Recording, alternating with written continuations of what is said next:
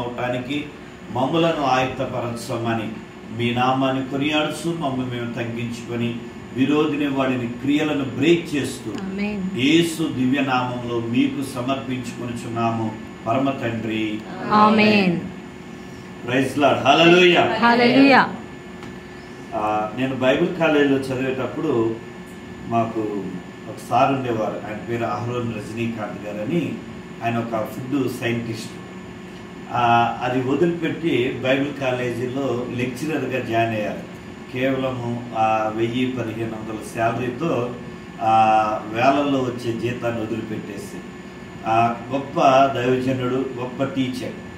ఆయన ఎప్పుడు కూడా పాట పాడేవాడు. ఆయన ఎక్కువ పాట పాడు, వాక్యం మాత్రం ఎప్పుడు ఎనీ టైం కొత్తదే కానీ చెప్పింది మరలా చెప్పటం అనేది ఉండదు. క్లాసులు కూడా అలాగే ఉంటాయి. అంత మంచి స్పీకర్ అన్నమాట, ఎవంజలిస్ట్. ఆయన పాడే పాటలో ఒకటి మాత్రం ఎప్పుడు ప్రతి క్లాస్లో కానీ ఏదన్నా అకేషన్స్ అప్పుడు కానీ ఈ చరణం అప్పుడప్పుడు ఆయన పాడుతూ ఉంటారు. అదేంటంటే, నడిపించువాడవు నీవయ్యా నమ్మదగిన నా ప్రభువా, నడిపించువాడవు నీవయ్యా నమ్మదగిన నా ప్రభువా. హల్లెలూయా. యేసు ప్రభు విమోచకుడా నా రక్షకుడా. హల్లెలూయా. యేసు ప్రభు విమోచకుడా నా రక్షకుడా. ఆదరణ నీవయ్యా యేసయ్యా నమ్మదగిన నా ప్రభువా. ఇంతవరకు ఎక్కువగా పాడుతూ ఉండేవాడు. అది నా మైండ్లో ఎలా రికార్డ్ అయిందంటే, అన్నిసార్లు విని విని నేను ఒకసారి ఒక్కడిని కూర్చున్నప్పుడు, బండి మీద వెళ్ళేటప్పుడు, జర్నీ చేస్తూ ఉన్నప్పుడు పర్సనల్గా ఇక ప్రతిసారి మైండ్లో అదే వస్తూ ఉంటుంది. నాకు అలా నోటెడ్ అయిపోయింది. ఒక్కసారి నా బలహీనమైన పరిస్థితుల్లో కూడా ఈ చరణం ఒకటి పాడుకుంటూ ఉంటా. కారణం ఏంటంటే, ఇందులో చక్కని మాటలు ఉంటాయి. ఆయన మనల్ని ఆదరిస్తాడు, ఆయన మనల్ని నడిపిస్తాడు, ఆయన మన విమోచకుడు, ఆయన మన రక్షకుడు అని.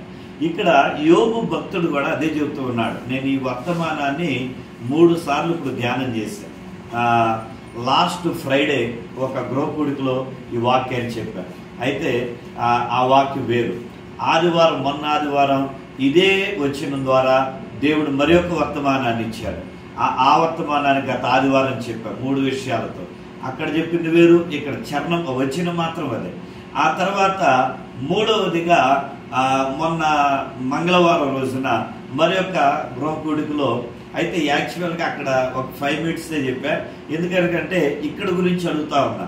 శనివారం ఇప్పుడు వాక్యం, అది మంగళవారం అన్ఎక్స్పెక్టెడ్గా చెప్పాల్సి వచ్చింది. ఒక 10 మినిట్సే షేర్ చేసుకున్నా. అయితే అడుగుతూ ఉన్న, దేవ ఏంటి నీ యొక్క ఉద్దేశం ఏంటి? ఈ కుటుంబం పట్ల, అలాగే వచ్చే బిడ్డల పట్ల నువ్వేం మాట్లాడుతూ ఉన్నావు అని అడుగుతూ ఉన్నప్పుడు మరలా ఇదే వచ్చిన మీద దేవుడు ఫోకస్ చేశాడు. ఫోకస్ చేసినప్పుడు మరలా ఇదే వచ్చినాన్ని ధ్యానం చేయడం ప్రారంభించాడు. అయితే మొట్టమొదట దేవుడు ఈ వచనం ద్వారా ఏం మాట్లాడాడంటే, ఆయన తరతరాలకి కూడా దేవుడై ఉన్నాడు. హల్లెలూయా. యాకోబు తరానికి దేవుడై ఉన్నాడు, ఇస్సాకు తరానికి దేవుడై ఉన్నాడు, అబ్రహాం తరానికి దేవుడై ఉన్నాడు. ఈ రోజున మన తరానికి కూడా ఆయన దేవుడై ఉన్నాడు. హల్లెలూయా. ఆయన నిన్న, నేడు, రేపు అనగా జరిగిన కాలానికి, జరుగుతున్న కాలానికి, జరగబోతున్న భవిష్యత్తుకు కూడా ఆయన దేవుడై ఉన్నాడు అనేది దేవుడు మాట్లాడుతూ ఉన్నాడు. అలాంటి దేవుడు నన్ను నేను ఊహించనటువంటి ప్రమాదాలు నా ఎదుట ఉన్నప్పుడు, ఊహించని ప్రమాదాలు నా జీవితంలోకి వస్తున్నప్పుడు ఆయన నన్ను రక్షించగలడు అనే ఉద్దేశాన్ని దేవుడు మొదటి రోజున జ్ఞాపకం చేశారు. అయితే మొన్న ఆదివారం రోజున మళ్ళా నేను ప్రభువుని స్తుతిస్తూ ఉండగా ఈ వచ్చిన చదువుతున్నప్పుడు నన్ను వెంటనే మీకా దగ్గరికి నడిపించాడు. మీకా పుస్తకంలో నుండి 3 విషయాలను జ్ఞాపకం చేయడం జరిగింది. ఒకటి, నేనైతే, మేక అంటాడు నేనైతే అనే మాటను ఉపయోగిస్తాడు మేక. నేనైతే అని ఎందుకు అన్నాడంటే, నేనైతే దేవుని వెంబడిస్తా, నేను దేవుని ఆరాధిస్తా, నేను దేవునితో జీవిస్తా, నా బలహీనతలు ఒప్పుకుంటా అని తన యొక్క అవిధేయతను ఒప్పుకుంటూ ఉన్నాడు. నెహెమ్యా గనక ఎలాగైతే ప్రార్థన చేస్తాడో తన కొరకు, తన కుటుంబం, తన ప్రజల కొరకు, అలాగే నేనైతే అనే మాటని తన ఇశ్రాయేలు యొక్క జనాంగం మధ్య నిలబడి ఆయన మాట్లాడుతూ ఉంటాడు. ఆ రెండవదిగా ఏమంటాడంటే, మనమైతే అనే పదాన్ని ఉపయోగిస్తాడు. మనమైతే ఏం చేద్దాం, దేవుని ఆరాధిద్దాం. మొట్టమొదటి ఏకవచనాన్ని వదిలాడు, తర్వాత బహువచనంతో మనందరం కలిసి దేవుణ్ణి ఆరాధిద్దాం, దేవుని స్తుతిద్దాం అని చెబుతాడు. ఇక మూడవదిగా ఏం చెప్పాడంటే, నేనైతే, మనమైతే. నేను ఎప్పుడైతే దేవుని దగ్గరికి వస్తానో, మనం ఎప్పుడైతే దేవుని సమీపించి ఆరాధిస్తామో, ఆయనైతే మనలను రక్షిస్తాడు. అది గత ఆదివారం నాడు. మరి ఈ రోజున ఇక్కడ దేవుడు ఏం మాట్లాడబోతూ ఉన్నాడు అని నేను దేవుణ్ణి స్తుతిస్తూ ఉన్నప్పుడు దేవుడి మాటలను నా హృదయంలోకి ఆయన తీసుకుని వచ్చారు. చూడండి, ఈ యోబు ఇక్కడ ఏమంటూ ఉన్నాడంటే, వీటన్నిటి యొక్క ఉద్దేశం ఒకే మాట అన్నాడు. ఆయన నాకు తెలుసు అనే పదాన్ని ఉపయోగించాడు. ఆ వచ్చిన జాగ్రత్తగా మనం 25 వచ్చిన చివరిలో ఏమంటున్నాడు చదవండి ఆ మాట. నా దేవుడు సజీవుడనియు, ఆయన విమోచకుడనియు, ఆయన భూమి మీద నిలుచుననియు నేను ఎరుగుదును. ఇంగ్లీష్ బైబిల్ ఏముందంటే ఐ నో. అండ్ వేరే ట్రాన్స్లేషన్ తెలుగు బైబిల్ ఏముందంటే నాకు తెలుసు. అంటే యోబు యొక్క ఉద్దేశం ఏంటంటే, దేవుడు ఎలాంటి వాడో నాకు తెలుసు, ఇదే అని చెప్పిన మాట. మరి ఈ యొక్క సమయమందు నీకు నాకు మన దేవుని గురించి ఏం తెలుసు, ఎంతవరకు తెలుసు, మనకి నిజంగా ఆ దేవుని గురించి తెలుసా? మనం తెలిస్తే మరి ఆ దేవుని ఎదుట మన యొక్క జీవితం ఎలా ఉంటుంది, మన పరిస్థితులు ఎలా ఉంటున్నాయి, మన ప్రవర్తన ఎలా ఉంటుంది, మన హృదయం ఎలా ఉంటూ ఉన్నది, ఇలా ప్రశ్న వేసుకోవాలా. అయితే యోబు ఎలాంటి పరిస్థితులు అన్నాడు ఈ మాట అని అంటే, చూడండి ఈ యోబు జీవితాన్ని చూద్దాం ఒకసారి. 16వ అధ్యాయము 22వ వచనాన్ని చదివి సహకరించండి. చదవాలంటే 16వ అధ్యాయం 22వ వచనం. కొద్ది సంవత్సరములు గతించిన తరువాత తిరిగి రాని మార్గమున నేను వెళ్ళుదును. ఈ యొక్క యోబు ఏమంటున్నాడంటే, కొన్ని సంవత్సరాలు గడిచిన తర్వాత నేను తిరిగి రాని మార్గానికి వెళ్ళుదును అని చెబుతున్నాడు. మనం సహజంగా ఎక్కడికన్నా వెళ్ళామనుకోండి, ఏదైనా ఊరు, ఏమనుకుని వెళ్తాం, ఏమని ప్రార్థన చేసుకుని వెళ్తాం, ప్రభువా మా మార్గాన్ని సరళం చేసి ముందు వెనక ప్రక్కల మీ దూతలు కాలుగుంచి ఏ అపాయం కలగకుండా, ఏ కీడు రాకుండా నన్ను తిరిగి మరలా నా స్థలానికి క్షేమంగా నడిపించు అని మనం ప్రార్థన చేసుకొని ఆ తర్వాత బయలుదేరి మన లగేజ్ పట్టుకుని వెళ్ళిపోతా ఉంటాం. ఎంత దూరమైన తిరిగి వస్తాం, మళ్ళీ ఇంటికి రాగానే మర్చిపోతాం.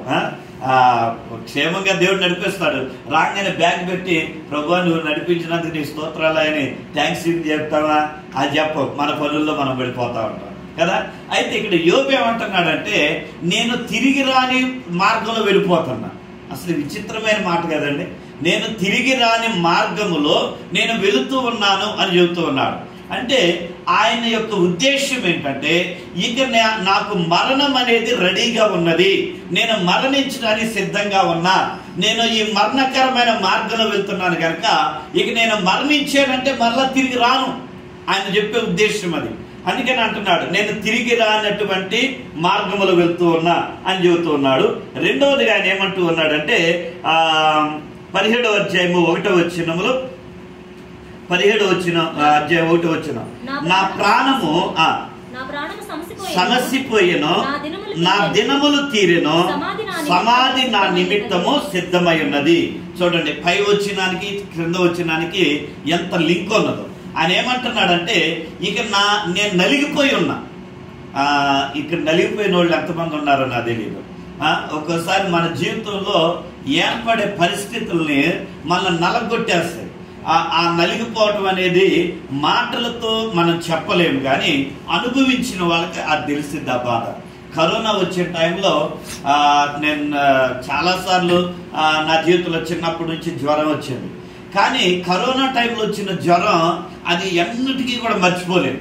ఫస్ట్ చర్చిలో కరోనా అటాక్ అయింది నాకు. నా తర్వాత 41 మందికి కరోనా వచ్చింది. అంటే ఆయా సందర్భాల్లో నానుండి కాదు, ఒకటి మళ్ళీ నానుండి అనుకుంటా. సో ఒక్కొక్కరికి ఒక్కొక్క సమయంలో కరోనా. కానీ ఈ 41 మందికే కాకుండా ఇంకా వేరే సేవకులకు కానీ అనేక మంది విశ్వాసులు వారి సంఘాలు కొంతమందికి అయితే ఆ పాస్టర్ గారు అన్నారు, పాస్టర్ గారు మీరు వాయిస్ మెసేజ్ పెట్టండి, మా సంఘానికి నేను వినిపిస్తా, వాళ్ళు పంపిస్తాను, వాళ్ళు ఆదరించబడతారని. కారణం ఏంటంటే ఎంత నలగొట్టబడ్డానంటే అసలు శరీరంలో ఎముకలు ఉండేయా లేవా అన్నట్లుగా ఉంది. ఆ తర్వాత ఇలా కళ్ళు మూసుకుంటే మనం ఒకసారి సినిమాల్లో చెబుతుంటారు, నేను అప్పుడు చూసాడు బాగా సినిమాలు ప్రభునామములతో ఆ ఫ్లాష్ బ్యాక్ అని వెనక్కి తీసుకెళ్తా ఉంటారు. అప్పుడు గిర్రని తిరుగుతూ ఉంటారు రీలు. అప్పుడు అంటే మనం ఫ్లాష్ బ్యాక్ లోకి వెళ్ళామని అర్థం అనమాట.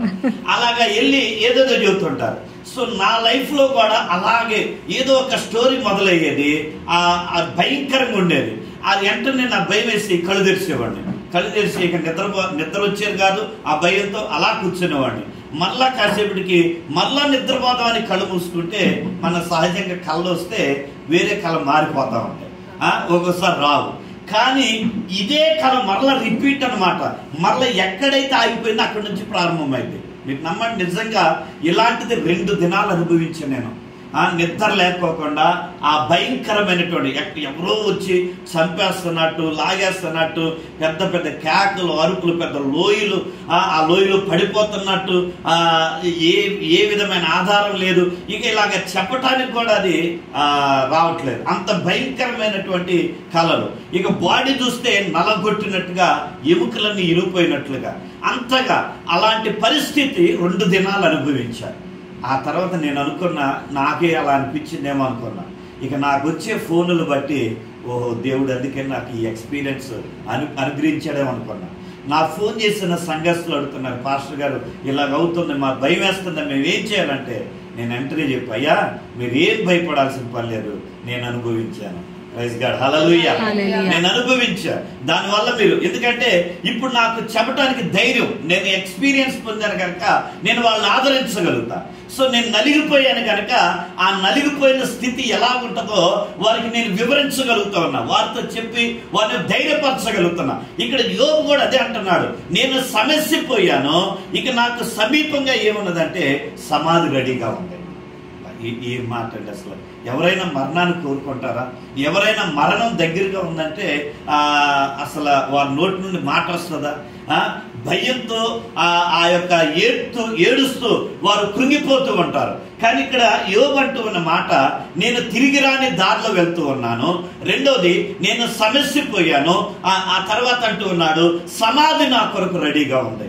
ఈ దినాన మన కుటుంబంలో కూడా అనేకమైన పరిస్థితులు మనం నలగొడతాయి. నాకు తెలిసి మరి మేరీ సౌజన్య వాళ్ళ నాన్నగారు ఉన్నప్పుడు, వాళ్ళ అమ్మగారు ఉన్నప్పుడు ఎలా ఉందో నాకు తెలియదు.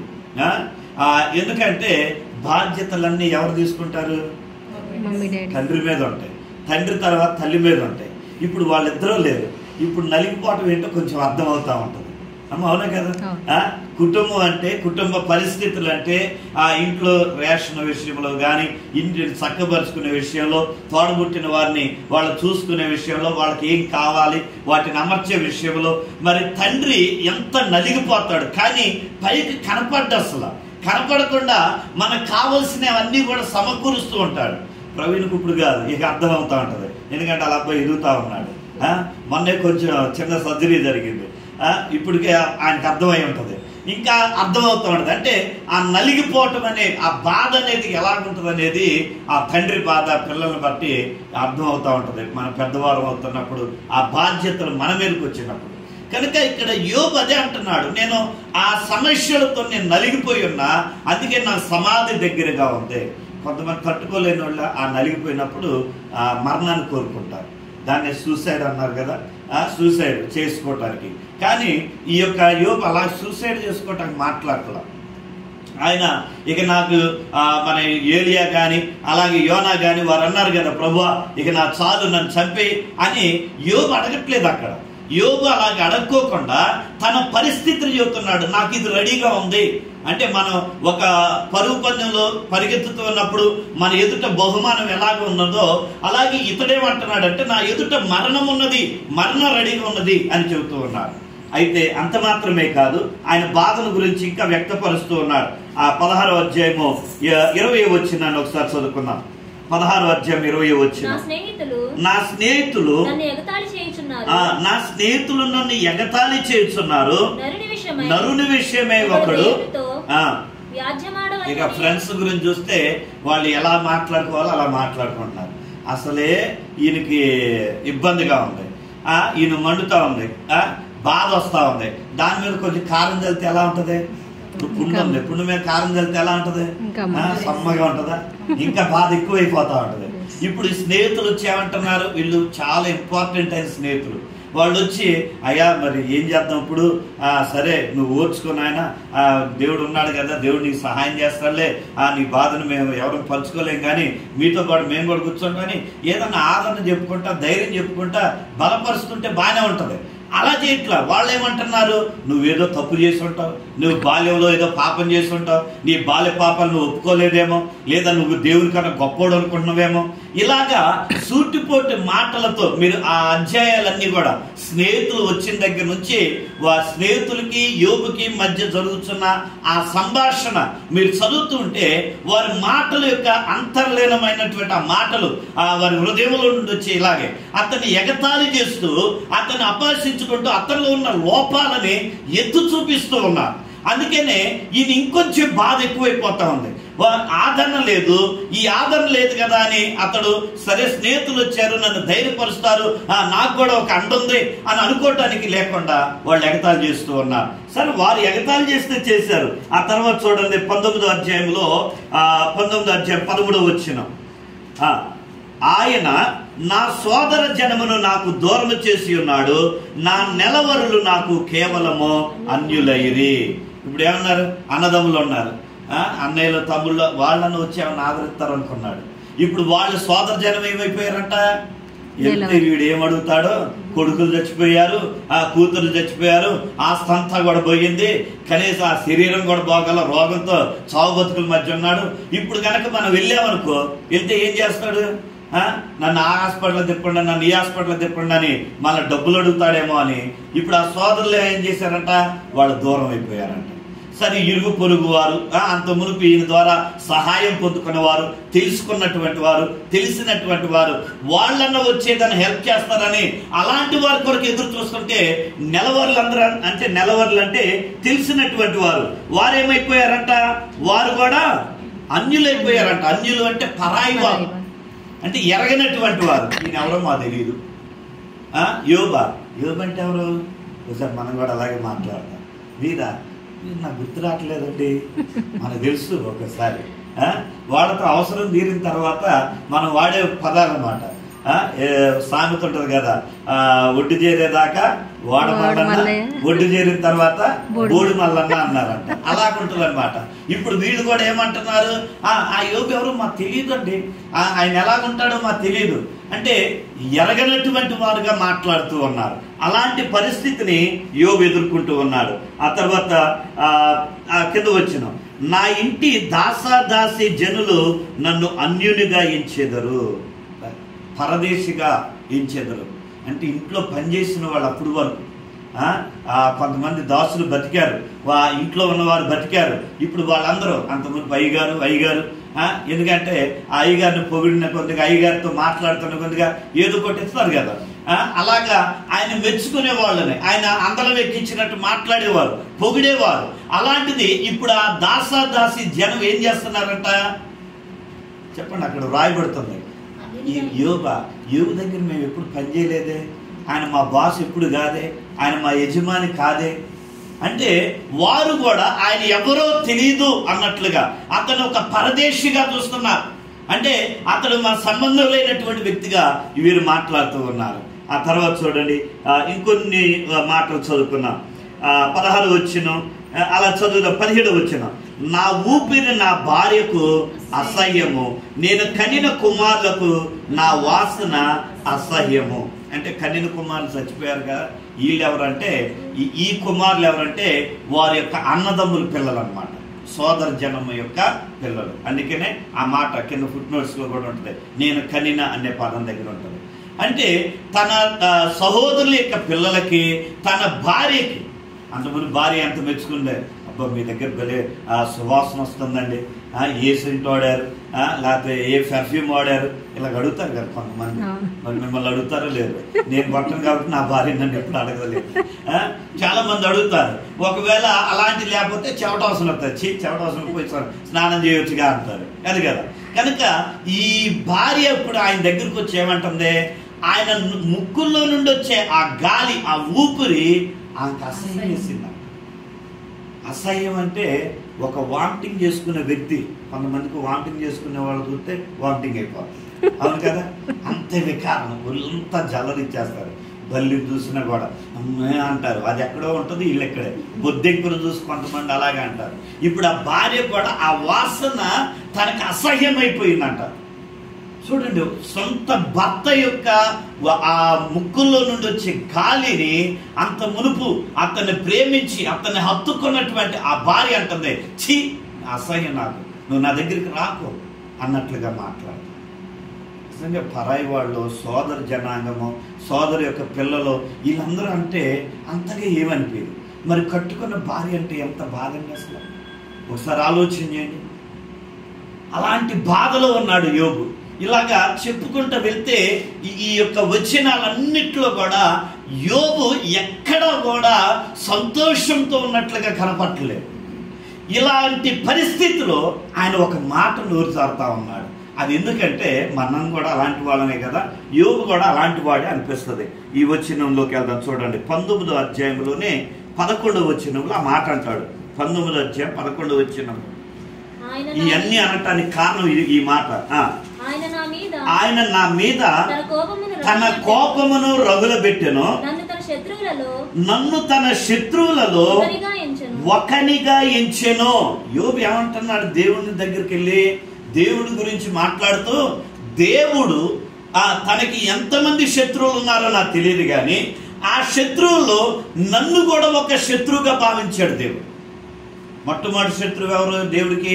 సాతాను, లూసిఫర్. పడద్రోయబడ్డాడు, అతడు గర్వించి అతడు త్రోసివేయబడ్డాడు. కనుక దేవునికి శత్రువు ఎవరంటే వాడే.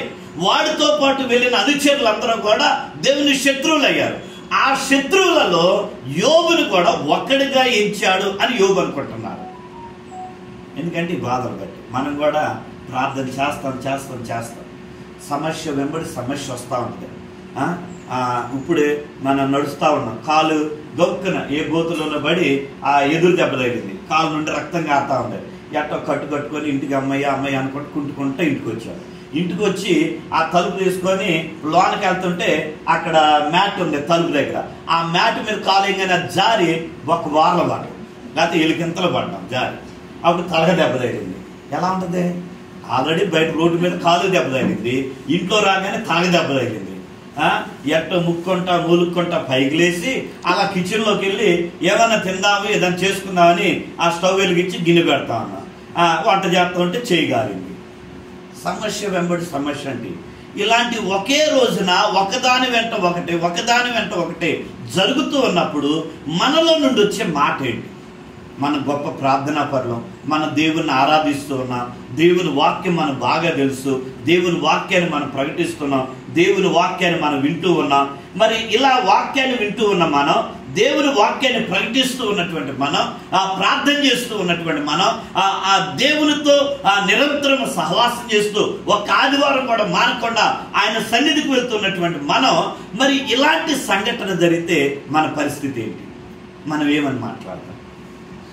ప్రభువా, కాలుకి దెబ్బ తగిలింది నీకు వందనాలయ్యా, తలకి దెబ్బ తగిలింది నీకు వందనాలయ్యా, చేయగలింది నీకు వందనాలయ్యా చెబుతామంటారా?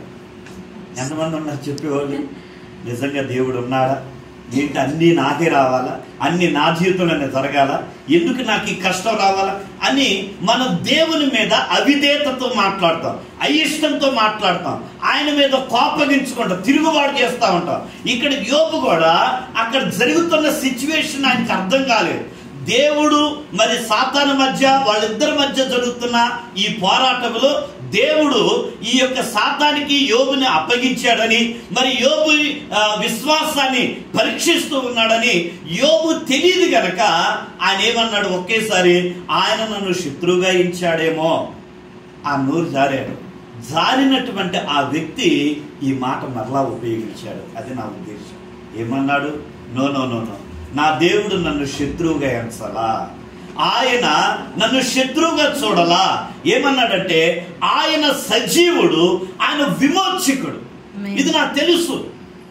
అందుకనే నేనేం చేస్తున్నాను తెలుసా, ఆయన ఒకే ఒక నేను 2 విషయాలు ఈ మధ్యాహ్న కాల సమయంలో మీకు తెలియజేస్తున్నా. ఇలాంటి భార్య చేత అసహించబడి బంధువుల ద్వారా, స్నేహితుల ద్వారా, అలాగే ఆత్మీయుల ద్వారా దూరం అయిపోయిన ఈ యొక్క వ్యక్తి దేవుడు కూడా నన్ను శత్రువుగా భావించాడా అని అనుకొని ఒక్క క్షణం బాధపడుతూ ఉన్నటువంటి ఈ వ్యక్తి అంటూ ఉన్నటువంటి మాట ఏంటంటే, అతనికి ఎక్కడో దేవుని మీద ఒక నిరీక్షణ కలిగింది. కారణం ఏంటంటే ఆయన గురించి ఎరిగి ఉన్నాడు. నాకు తెలుసు, ఐ నో నా దేవుడు ఎవరో నాకు తెలుసు. ఆయన ఎలాంటి వాడంటే, నేనున్న ఈ స్థితి నుండి ఆయన నన్ను విడిపించగలిగిన వాడు, నా విమోచకుడు ఆయన అని ఎలా చెప్పగలుగుతున్నాడు? ఏంటి ఆయన యొక్క ఆశ అంటే, ఇప్పుడు ఆ వచ్చిన చదివి ఆ మొదటి పాయింట్ చూద్దాం. చూడండి, 13వ అధ్యాయము 15వ వచనం. యోబు 13:15. ఇదిగో ఆయన నన్ను చంపినను నేను ఆయన కొరకు కనిపెట్టుచున్నాను. ఒకసారి దేవునికి స్తోత్రాలు చెల్లిద్దామా? హల్లెలూయా, హల్లెలూయా. ఇక్కడ యోబు అంటూ ఉన్నటువంటి మాట, ఆయనకున్న ఒకే ఒకటి, నేను ఈ పాయింట్ పెట్టుకున్న మాట ఏంటంటే, కొండంత ఆశ. ఈ రోజున నీవు నేను దేవుని ఎడల కడిగి ఉండవలసినది ఏంటంటే, కొండంత ఆశతో మనం దేవుని కొరకు ఎదురు చూడాలి. ఆమేన్, హల్లెలూయా. ఆయన యోబదే ఆశ, కొండంత ఆశ. కొండ ఎంత ఉంటుందో తెలుసు, అది స్థిరమైంది కొండ. దాన్ని ఎవరు కూడా కదిల్చలేరు. ఎన్ని వరదలు రాని, ఎంత గాలి రాని, ఎంత తుఫాను రాని, ఆ కొండ కదల్చబడింది. అంత గొప్ప ఆశ ఈ యొక్క యోబు కలిగి ఉన్నాడు. ఆ ఆశతో ఏమంటున్నాడంటే, నా దేవుడు నన్ను మరణానికి అప్పగించినా, కూర్చోండి అన్నమాట, ఆయనను మాత్రం నేను విడిచిపెట్టను. దేవునికి మహిమ కలుగును గాక. ఆమేన్, హల్లెలూయా. మన చంపక్కర్లా, ఒక్క రోజున మన ప్రార్థన జవాబు రాతేర్చాలి. మన దేవుని మర్చిపోతాం, మన చర్చి మర్చిపోతాం, చర్చి వదిలిపెడతాం. పాస్టర్ గారు కానీ, లేదా పాస్టర్మ గారు కానీ, లేకపోతే సహోదరుల ప్రోత్సహించే వ్యక్తులు కానీ ఎవరైనా మన గురించి ఒక్కసారి పాస్టర్ గారు మా ఇంటికి వచ్చి ప్రార్థన చేయండి, సిస్టర్ మా ఇంటికి వచ్చి ప్రార్థన చేయండి అన్నప్పుడు సరే అని చెప్పి ఒకవేళ వెళ్ళలేదనుకోండి, కుదరక అంతే. ఇక ఆ పాస్టర్ గారు ముఖం వెంక చూడడం, సంఘం వెంక చూడడం, నిజంగా దేవుడు వెంక కూడా చూడడం. అంటే మన జీవితంలో ఎలాగుండే అంటే, మనం దేవుడు మన కొరకు వస్తే మనం ఎలా ఫీల్ అవుతున్నాం అంటే, దేవుని యొక్క మనమే దేవునికి అవసరతలో ఉంది. మనం లేకపోతే దేవుడు ఏం చేయలేలే, మన దేవుడు కాదు, ఏదో ఒక రోజున తిరిగి దేవుడే మన దగ్గరికి వస్తాడులే, అలాగే పాస్టర్ కూడా మన దగ్గరికి వస్తాలే అన్న మైండ్ సెట్ తో మనం బ్రతుకుతున్నాం. ఈ దినాల్లో ఉన్న క్రైస్తవులందరూ కూడా ఇలాంటి జీవితం జీవిస్తా ఉన్నారు. కానీ యోబు అలాగనట్లా, ఆయన నన్ను చంపేసినా సరే నేను చావటానికి రెడీగా ఉన్నా, కానీ నేను మాత్రం దేవుని విడిచిపెట్టనండి. ఆమేన్, హల్లెలూయా. ఇది ఆయన యొక్క ఆశ. దేవుని బిడ్డలారా, ఈ వచ్చినాన్ని నేను చదువుతూ ఉన్నప్పుడు ఏంటి ఆయన ఆశ, ఈ ఆశ యొక్క ఉద్దేశం ఏంటి అని అంటే 3 సందర్భాలు ఉన్నాయి. నెంబర్ 1, ఆయన చెప్పే మాట ఏంటంటే, నేను నన్ను మరణానికి అప్పగించిన నేను చనిపోను అని ఏ ఆశతో, ఎలాంటి కొండంత ఆశ కలిగి ఉన్నాడంటే, నెంబర్ 1, ఏది సంభవించినా మన జీవితంలో గాని, యోబు అంటున్నాడు, నా జీవితంలో ఏది సంభవించినా నా ఆశ యేసయ్య. అలాగే రెండవదిగా అంటున్నాడు, ఏ భారం నా పైన పడినా నా ఆశ ఆయన. మూడవదిగా అంటున్నాడు, మరణం వచ్చినా నా ఆశ యేసయ్య. ఆమేన్, హల్లెలూయా. మనం కూడా చెప్పాలి ఈ మాటలు. ఈ 3 మాటలు మన యొక్క జీవితంలో కూడా చెప్పాలి. చూడండి, దేవుని వాక్యంలో చూద్దాం. కోరా కుమారులు అంటూ ఉన్నారు ఈ మాట. 42వ కీర్తన 11వ వచనములో కోరా కుమారులు అంటున్నారు, ఏమి సంభవించినా. 42వ కీర్తన 11వ వచనం, 42:11. చక్కని మాట, పాటలు కూడా పాడుకోవచ్చు వచ్చిన మీద. నా ప్రాణమా నీవేళ కృంగి ఉన్నావు, నాలో నీవేళ తొందరపడుచున్నావు. దేవుని యందు నిరీక్షణ ఉంచుము, ఆయనే నా రక్షణకర్త. అమ్మా, నా దేవుడు ఇంకను. కోరా కుమారులు, కోరా సంతానాన్ని గురించి మనకు తెలుసు. కోరాహు తిరుగుబాటు చేసిన వ్యక్తి. మోషే మీద